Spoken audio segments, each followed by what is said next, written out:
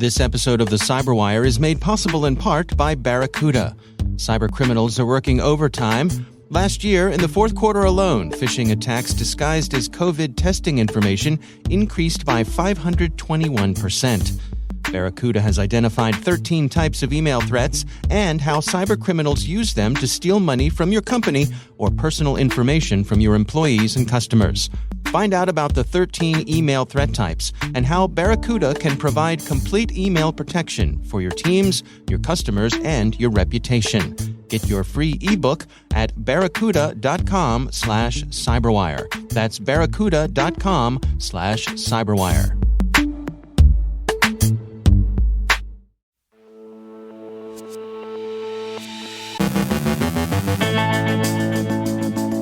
Russian influence operations fail as few support Russia's war of aggression. Ukraine will become a contributing participant in NATO's CCDCOE. Ukrainian cyberattacks and the marshaling of hacktivists. Russian cyberattacks surprisingly restrained and unsurprisingly supported by criminal organizations like Conti. The FBI's Bryan Vorndran joins us with insights on the work his team did on Sodinokibi. Rick Howard looks at vulnerability management, and the Lapsu gang releases data taken from NVIDIA and Samsung in separate extortion incidents.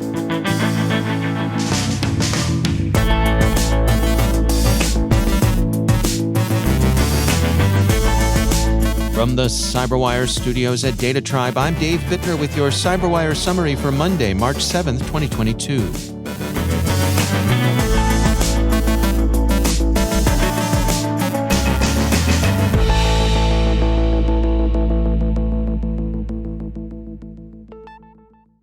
A quick note about the situation on the ground in Ukraine.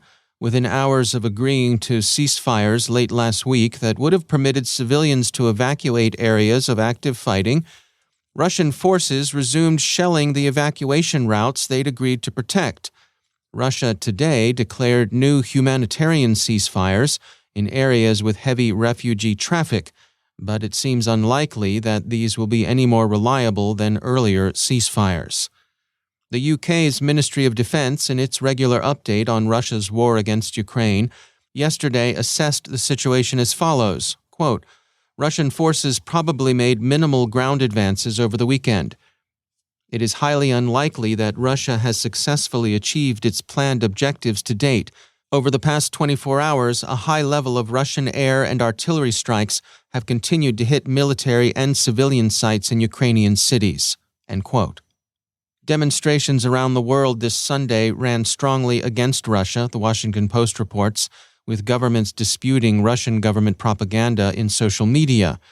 The fear and suffering produced by Russia's war against Ukraine are, in Russian President Putin's view, the fault of Ukraine and NATO, since sanctions against Russia amount to a declaration of war. Ukrainian actions, and not, as one might think, the full-scale and unrestrained Russian invasion, have called Ukraine's continued existence as a state into question. The current leadership, that is Ukraine's government, needs to understand that if they continue doing what they're doing, they risk the future of Ukrainian statehood, Mr. Putin said. In a call with Turkey's President Erdogan, President Putin said that suspension of hostilities would only be possible, quote, if Kyiv stops military operations and carries out well-known Russian demands, end quote. Those demands include demilitarization and neutralization, both to be guaranteed in perpetuity by constitutional amendment, formal recognition of Crimea as a Russian province, and formal recognition of the independence of both Donetsk and Luhansk. Russia would negotiate, Mr. Putin said, but it would not stand for protracted negotiations designed simply to draw the fighting out. Indeed, given that his well-known Russian demands are non-negotiable, there would seem to be no room for negotiation beyond perhaps choosing a time and place for the formal surrender. The NATO Cooperative Cyber Defense Center of Excellence, the CCDCOE, announced Friday that Ukraine will become a contributing participant. The 27 members of the CCDCOE voted unanimously to extend membership, which Ukraine has accepted. Participation in the CCDCOE isn't necessarily restricted to NATO members. Austria, Finland, and Ireland are members who don't belong to the Atlantic Alliance, and participation doesn't constitute NATO membership. Distributed denial-of-service attacks, relatively easy to mount, lend themselves to the sort of hacktivism that's surged with sympathy for Ukraine. Bleeping Computer reports that Russia's National Coordination Center for Computer Incidents, a service established by the FSB, has distributed a list of 17,576 IP addresses said to be used in the DDoS campaign and a second list of referring domains involved in the operation. The Russian organization also recommended measures organizations should take to defend themselves. The volunteer hacker army that Ukraine has sought to rally and succeeded in rallying to its cause have been given some targeting instructions. They've been told, Reuters reports, to hit Belarusian railroads and the GLONASS positioning system. The volunteers are said, according to officials in Kyiv, to be principally tasked with collecting intelligence and aren't supposed to pursue non-military targets. So, stated Ukrainian policy is to have its volunteer IT army operate under real operational control. Tight control over a quickly assembled and protean volunteer corps may be difficult to achieve in practice. Concerns about control aren't trivial. The responsibility to exert control over an armed force is a central concept in the law of armed conflict. While international law governing the cyber phases of a hybrid war remains largely unformed, there are analogies with armed conflict that ought to give one pause. To whom do the hackers answer? When peace is negotiated, will they cease virtual fire? What about the familiar difficulty of attribution of cyber activity? In some respects, the hacktivist enthusiasm represents, according to Wired, pandemonium. The New York Times, while reporting that Ukraine has been deliberate and intentional in its recruitment of hackers, quotes Matt Olney, director of threat intelligence at Cisco Talos, quote, "It is crazy, it is bonkers, it is unprecedented. This is not going to be solely a conflict among nations. There are going to be participants that are not under the strict control of any government." End quote. Much of the hacktivist activity so far has involved website defacements and DDoS attacks. The DDoS attacks have raised more questions among observers. Security firm Avast, no crew of Russian stooges, are very alive to the inequity of Russia's war. They've released a decryptor for hermetic ransom used in the early stages of that war, and they nonetheless caution that freelancing DDoS can be a dangerous game. For one thing, it's worth remembering that even in a war, there's such a thing as an illegal combatant. Avast offers 4 reasons to think twice before casually signing on to a DDoS operation. First, performing DDoS attacks is illegal. Second, ensuring your security while using such tools is difficult to achieve, and by participating in these actions, you risk your privacy.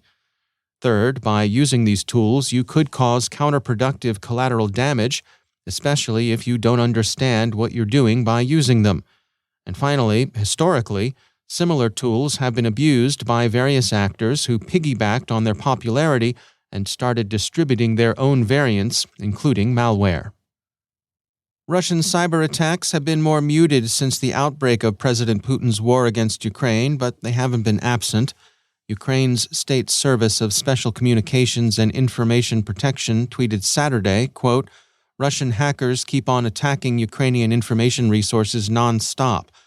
Since the beginning of the invasion, DDoS attacks have been primarily aimed at the resources of Verkhovna Rada, Cabinet of Ministers, President of Ukraine, Defense Ministry, and Internal Affairs Ministry.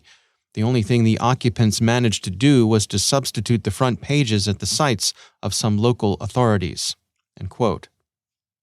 This morning, the UK's Ministry of Defense tweeted an updated assessment of Russia's operations, highlighting their effects on communications. Quote, "Russia is probably targeting Ukraine's communications infrastructure in order to reduce Ukrainian citizens' access to reliable news and information.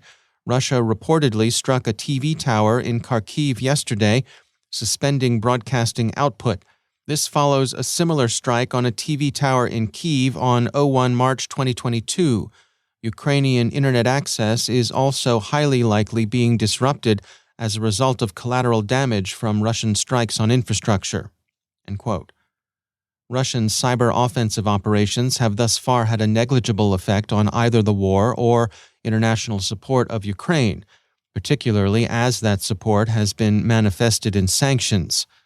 Defense Daily, Government Technology, and The Hill all reiterate warnings that organizations should remain on their guard against Russian cyber attacks.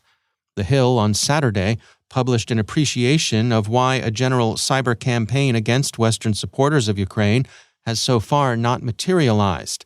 As much as sanctions have hurt Russia, Moscow's risk and reward calculus so far indicates that it may have more to lose than to gain from an escalation in cyberspace.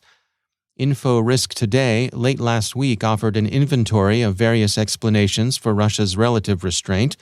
They include such disparate assessments as operational incapacity, a decision to hold cyber capabilities in reserve, a desire to avoid escalation, and, least plausibly, probably, simple unreadiness to go on the cyber offensive. The Lapsu gang has followed its extortion attempt against NVIDIA with a similar attack against Samsung, claiming to have obtained sensitive information, 190 gigabytes of which it's now released online, computing reports.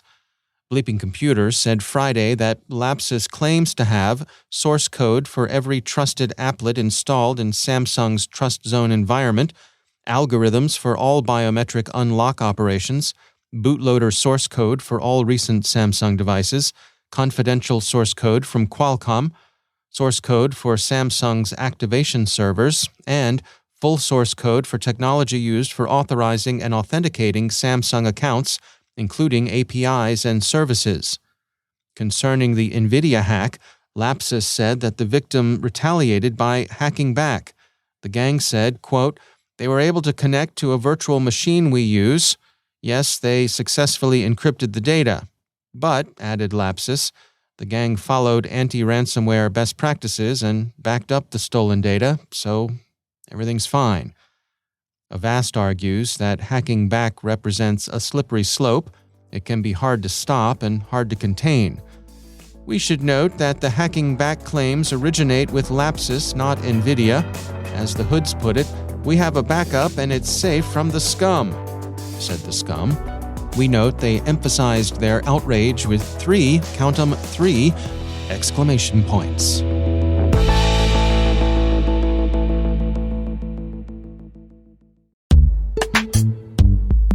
And now, a word from our sponsor, Recorded Future. Staying one step ahead of the rapidly evolving threat landscape requires a constant flow of daily intelligence. To stay up to date on everything happening in the world of cybersecurity, join over 50,000 other security professionals who subscribe to the Cyber Daily. With daily email updates on the latest cybersecurity news, top threat actors, exploited vulnerabilities, suspicious IP addresses, and more, the Cyber Daily is the first thing security professionals check every morning. To learn more and subscribe for free, go to recordedfuture.com/cyber-daily. And we thank Recorded Future for sponsoring our show.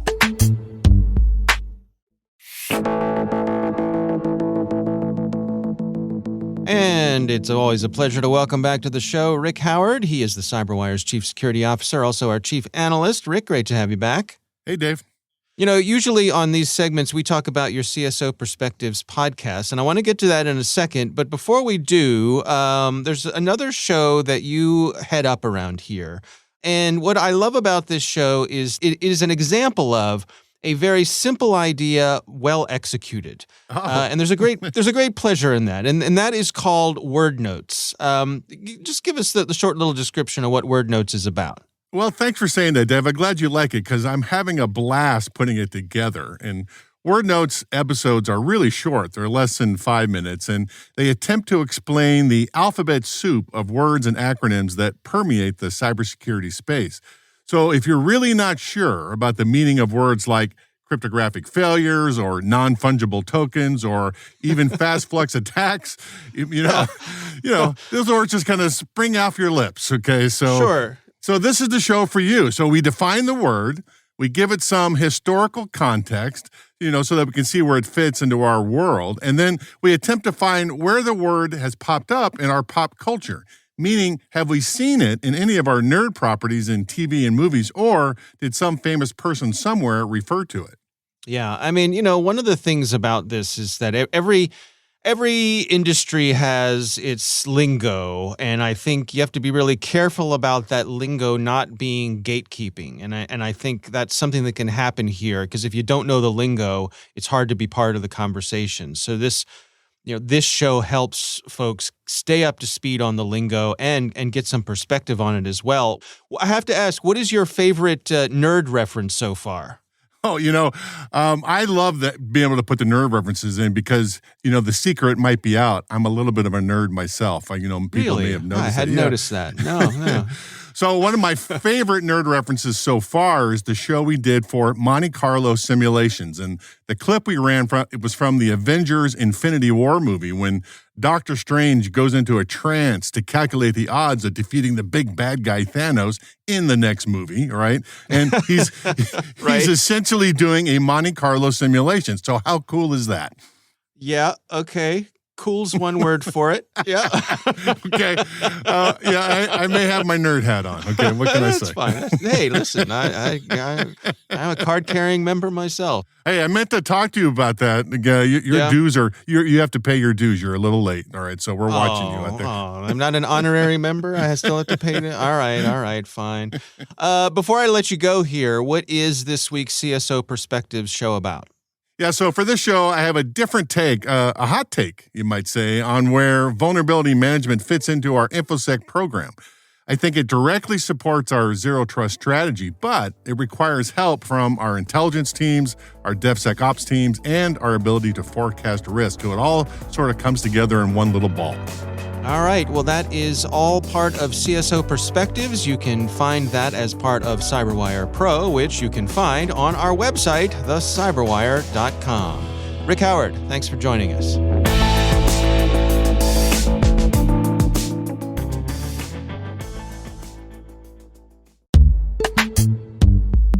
And now, a word from our sponsor, SpyCloud. SpyCloud constantly recovers and analyzes new data from the criminal underground, a realm packed with credentials, personal information, passwords, and customer information exposed in third-party data breaches, combo lists, and malware infections.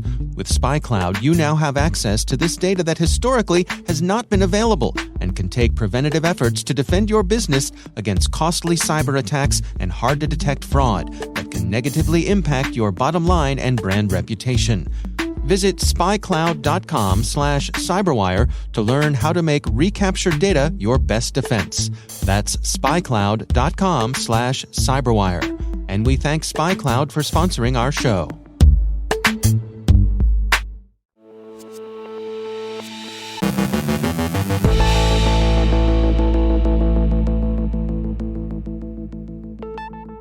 And I'm pleased to welcome back to the show Bryan Vordran. He is the Assistant Director of the FBI's Cyber Division. Bryan, welcome back to the CyberWire. I wanted to touch on some specific work that you and your colleagues have done at the FBI, some of the value that you bring to the table here. Hoping today we can go through some of the work that you all did on Sodinokibi. What can you share with us today? Thanks, Dave. When we look at our role within the cyber ecosystem of the United States government, we really see ourselves as an enabler and an action arm. And at times, we would be in the lead to action certain operational opportunities. And in other scenarios, we would be in a position to enable others, such as NSA or Cyber Command or private sector partners.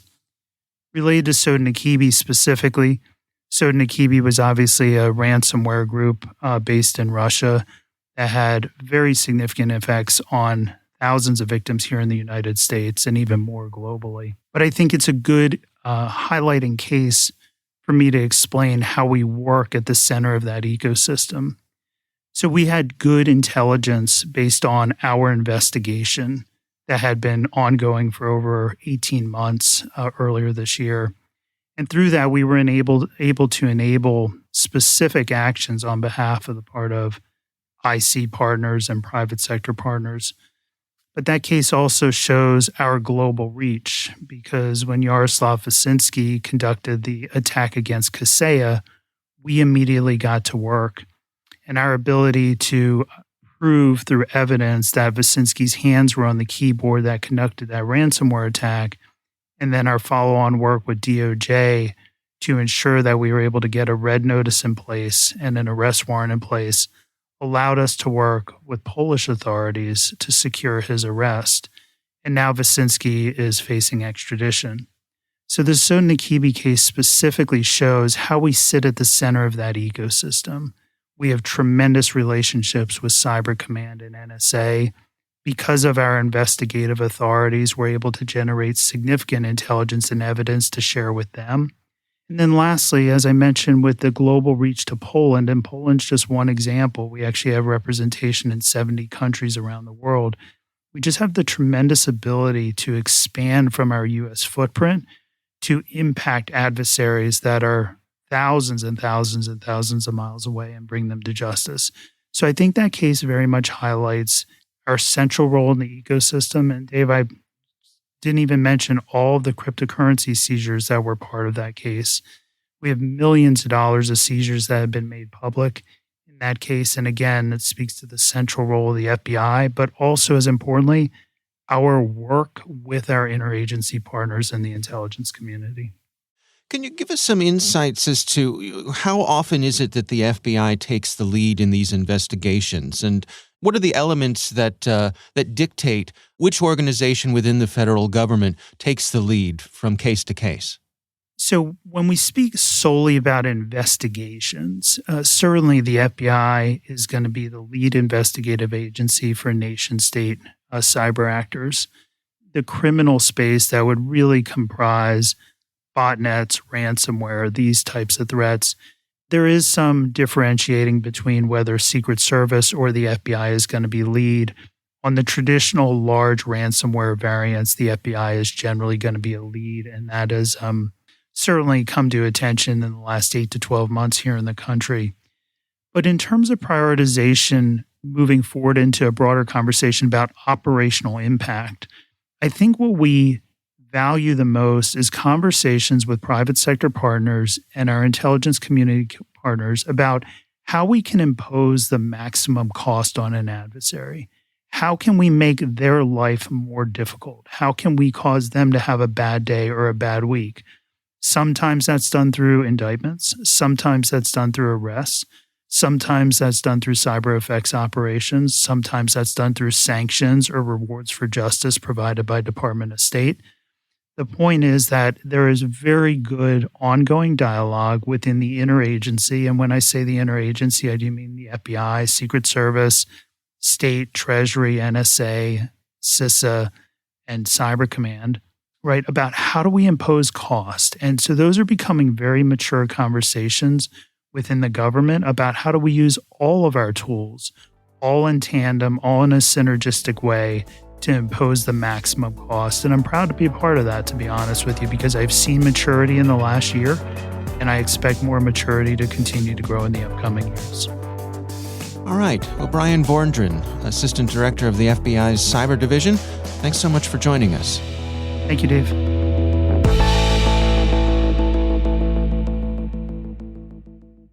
Thanks to all of our sponsors for making this CyberWire possible, especially our supporting sponsor, Arctic Wolf.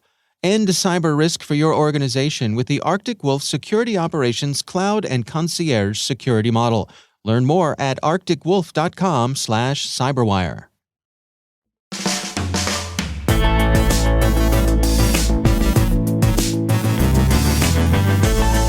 And that's the CyberWire.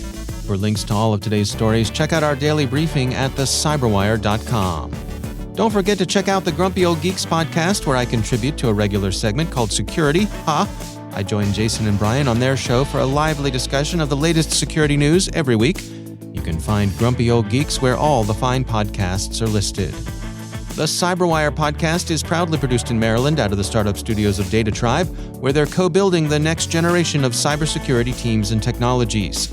Our amazing CyberWire team is Elliot Peltzman, Trey Hester, Brandon Karpf, Eliana White, Peru Prakash, Justin Sabi, Tim Nodar, Joe Kerrigan, Carol Terrio, Ben Yellen, Nick Valecki, Gina Johnson, Bennett Moe, Chris Russell, John Petrick, Jennifer Iben, Rick Howard, Peter Kilpie, and I'm Dave Bittner. Thanks for listening. We'll see you back here tomorrow.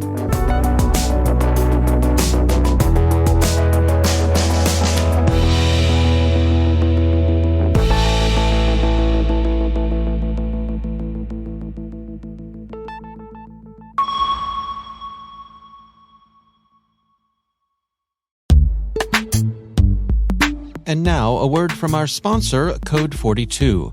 Did you know that there's a 1 in 3 chance that your company will lose IP when an employee quits? Cybersecurity teams are facing unprecedented challenges when it comes to protecting sensitive corporate data from exposure, leak, and theft. The annual Data Exposure Report 2022 from Code 42 revealed 3 key trends that are accelerating insider risk. First, the continued adoption of cloud technologies and a lack of visibility into them. Second, the impact of the Great Resignation and departing employees' theft of IP and sensitive data.